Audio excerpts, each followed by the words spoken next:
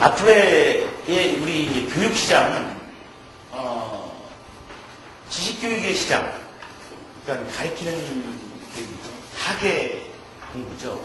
이 지식교육의 시장은 축소된다고 예상합니다. 아니, 이미 축소되고 있죠. 축소되었죠, 이미. 이 지식교육의 시장은 이제 인터넷 강좌하고 싸워야 되잖아요. 경쟁해야 되잖아요. 어쨌든 인터넷 강좌가 뭐 좋긴 하지만, 효율적이긴 하지만, 효과가 안 나와서 지금 문제이긴 하죠. 아이들이, 그래가지고, 얼마나 스타 강사들이 인터넷 강의에서 멋지게 강의를 합니까? 근데 아이들은 거기에 이제 효과가 없죠.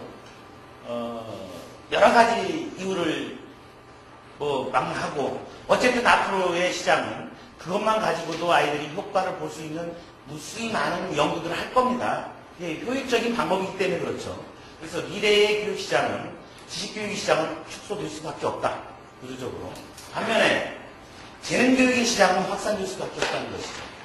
그렇죠? 아이들의, 우리가 지금 2박 3일 동안 쭉 해왔던 것들이 아이들의 재능 적성에 관련된 것들을 끄집어내겠다는 거 아니겠습니까? 이런 재능교육 시장이 확산될 수밖에 없다는 것입니다. 이미 확산되어 있습니다. 재능교육 시장이라는 게 지금 자기주도 학습, 그렇죠? 학습 코칭, 또 컨설팅, 또 뭐가 있습니까? 상담, 뭐 이런 것들이죠. 그렇죠? 이런 것들은 점차도 확산될 수밖에 없죠. 이 습의 학습 지도는 문제는 고비용이 발생한다는 것입니다. 그렇죠? 습의 학습 지도는 1대 다수가 아니고 1대 1의 학습 지도입니다. 그렇죠?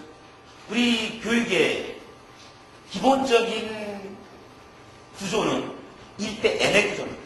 교사 한 명이서 20, 30명의 아이들을 지도하는 이 학예 교육 시장에서 유지하고 있는 이 교육들을 우리는 무시할 수가 없어요. 학교에서, 공교육에서 그렇게 가르치고 있기 때문에 그렇습니다. 그런데 재능교육 시장은 1대1의 너의 재능, 너의 학습 유형, 너의 어떤 적성 이런 것을 중요시 여기다 보니까 1대1의 구조를 무시할 수가 없어요. 1대1이니까 1대1의 학습 지도는 참 좋은데 나에 맞는 학습법 참 발생할 수밖에 없습니다. 이것은. 문제는 이 고비용이 발생하다 보니까 일부 특정 계층에서만이 이 학습 지도를 받을 수밖에 없다는 것이죠. 확산될 수가 없다는 거죠. 확산이 일부 특정 지역에서만 확산된다는 거죠. 전체적인 모두 다 일반인들이 다 받을 수 있는 그런 교육 시장이 될 수 없다는 것이죠. 그래서 저비용의 고효율이 나올 수 있는 그런 재능교육의 어떤 프로그램이 필요한 것이죠. 1대 N의 구조도 수배교육 시장이 반드시 필요하다는 것이. 그것이 바로 이듀스 학습 프로그램입니다. 이듀스 학습 프로그램과 기존의 재능교육 시장에서 지금 나와 있는 수배 학습 프로그램과 좀 비교를 해보면은 기존의 자기주도 학습, 코칭, 상담, 요즘 진로 교육 굉장히 중요시 여기죠. 많이 인기가 있죠. 이런 프로그램과 이듀스 학습 프로그램과의 몇 가지의 차별점, 차이점을 한번 비교해 보겠습니다. 조금 전에 얘기했듯이 1대1의 개인 학습 지도죠. 그런데 이듀스 학습 프로그램은 1대 N의 학습 훈련 지도법입니다. 엄격히 차이가 있습니다. 구성에서. 기존의 자기주도 학습은 학생이 문제 중심이죠. 너가 이걸 못해서, 너가 이래서 학생이 문제가 생겨서 아이를 지도해 주는 것입니다. 이듀스 학습 프로그램은 학생이 다 해결할 수 있도록 해주는 지도 프로그램입니다. 학생이 문제가 아니고 학생이 모든 걸 다 해결할 수 있다는 전제가 있다는 것이죠. 그러다 보니까 1대1의 개인 학습, 학생이 문제이다 보니까 교사의 개인 역량이 절대적입니다. 기존의 자기주도 학습, 수백 학습 프로그램은 교사의 역량이 절대적이에요. 교사의 역량이 뒷받침되지 않으면 개선되지 않습니다. 그런데 이듀스 학습 프로그램은 교사의 개인 역량보다 프로그램의 충실도가 더 중요합니다. 이 프로그램에 얼마나 충실하게 아이가 접할 수 있는가를 각 영역에서 아이가 이 프로그램에 충실할 수 있도록 해주는 게, 물론 교사 역량을 무시한다는 게 아닙니다. 교사 역량은 기본적인 역량을 갖추도록 지금 이런 교육이 이루어지고 있는 거죠. 그러다 보니까 고비용이 발생할 수밖에 없는데 이교수 학습 프로그램은 저비용으로 충분히 가능하다는 것이죠. 기존의 자기도 학습 코칭 상담 진로 프로그램은 이모션, 정서적인 부분을 많이 타치하다 보니까 교과목을 직접 학교에서 배우는 것을 직접 다루지 못했어요. 물리적으로도 힘들었다는 거지. 또 물리적인 것이 확보가 되더라도 여러 가지 조건 때문에 교과목을 제대로 다루지 못하고 있습니다. 이교수 학습 프로그램은 예습과 복습을 중점적으로 하고 있기 때문에 교과목을 직접 다루고 있습니다. 교과목을 직접 다루지 못하는 여러 가지 이유들도 있겠지만 기존의 스베 학습 프로그램은 체계적이고 지속적인 학습 도구도 너무나도 부족합니다. 기계 같은 데 플래닝이 중요하니까 플래너를 가지고 계획 짜서 이대로 구체적으로 계획을 짜서 또 이렇게 해왔니? 그걸 점검해주고 이런 정도에서 끝나죠. 이교수 학습 프로그램은 체계적이고 지속적인 학습 훈련 도구가 이미 구축되어 있는 상태입니다. 이러다 보니까 기존의 스웨 학습 프로그램은 오래 걸려 장기적인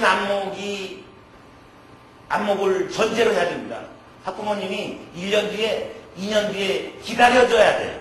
학부모님의 인내심이 절대적으로 필요한 요소입니다. 맞는 얘기예요. 필요합니다. 그런데 대한민국의 엄마는 그러지 못한다는 것이죠. 내가 페이를 했는데 페이했으면 2, 3개월 만에 적절한 내 인내심이 폭발하기 전에 아이가 변화가 있어져야 되는 거죠. 그게 교육시장에서 접목이 돼야 돼요. 왜 그러냐면 그것은 고객의 니즈이기 때문에 그렇죠. 이교수 학습 프로그램은 우리가 지금 해왔듯이 단기간에 아이들의 학습 능력이 향상되는 것을 본인뿐만 아니라 주변의 부모님이 느낄 수 있도록 구성이 되어 있습니다.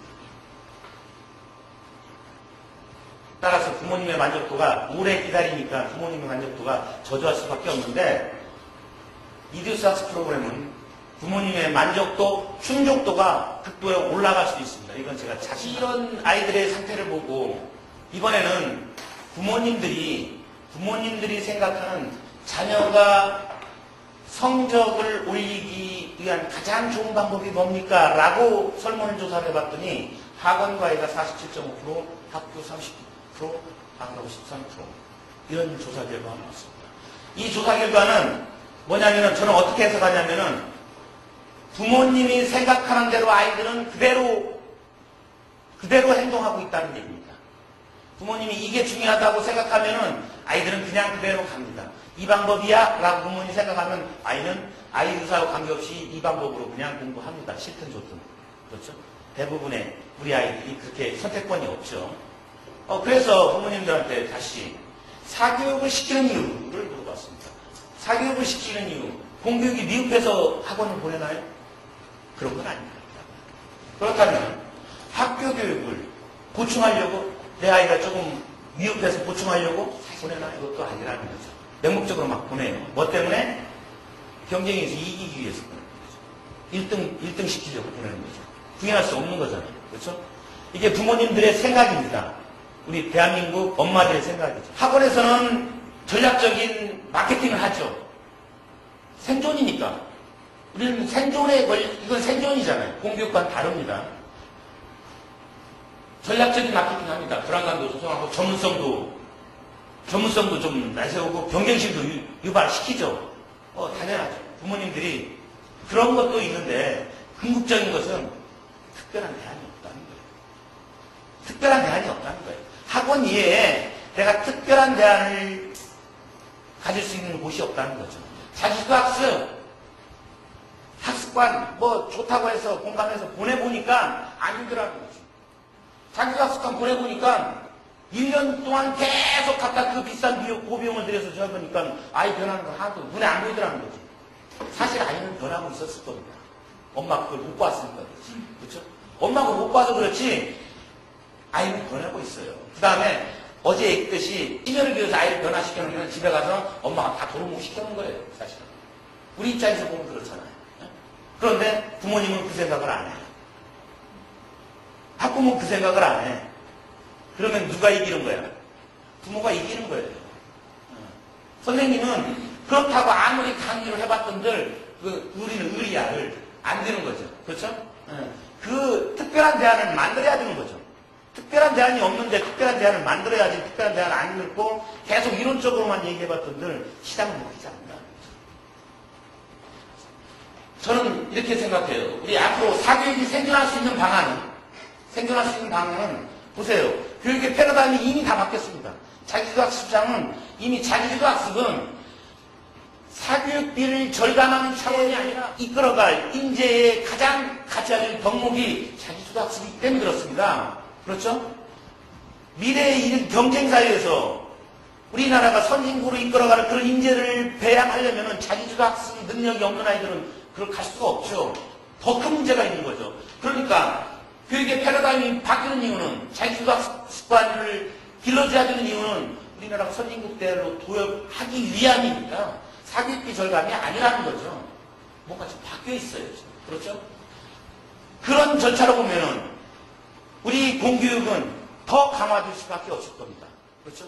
정부 정책은 사교육을 억제할 수밖에 없고 사교육을 못하게 할 수밖에 없고 공교육만 바꿔도 충분한 나라, 이게 교육복지가 이루어지는 나라입니다. 선진국입니다. 이게 이렇게 가야 되는 거죠. 우리가 거기에 입주해야 됩니다. 공교육만 바꿔도 충분한 나라에 우리가 입주해줘야 돼요. 사교육과 공교육은 경쟁 상대가 아니라는 거지. 공교육과 사교육은요 서로 보완 상대가 돼줘야 되는 겁니다. 공교육을 앞질러가는 교육, 이것은 앞으로는 생존할 수가 없습니다. 저는 그렇게 판단합니다. 지금의 교육, 자기주도학습, 이런 시장들, 자기주도학습관 난리, 지자체에서 무료 인터넷 강의, 하든지. 문제는 공교육을 강화하는 교육정책은 옳은 거예요, 그건. 옳은 거면 거기에 부응해줘야 됩니다. 그거에 반한 정책을, 반한 기관을 세워놓고 내가 생존하겠다는 것은 그건 올바른 방법이 아니죠. 올바른 방법은 생존할 수 없습니다. 공교육을 보충해주는 그런 기관으로 거듭나야 되는 거죠. 이들사스 프로그램은 예습과 복습을 통해서 공교육을 보충해주는 기관으로 거듭날 수밖에 없는 거죠. 사교육 시장은 이런 교육기관만이 살아남을 수 있다라고 저는 확신합니다. 누가 먼저 빨리 이 교육의 패러다임에 거기에 적응하느냐, 이것이 우리의 생존 전략인 것입니다.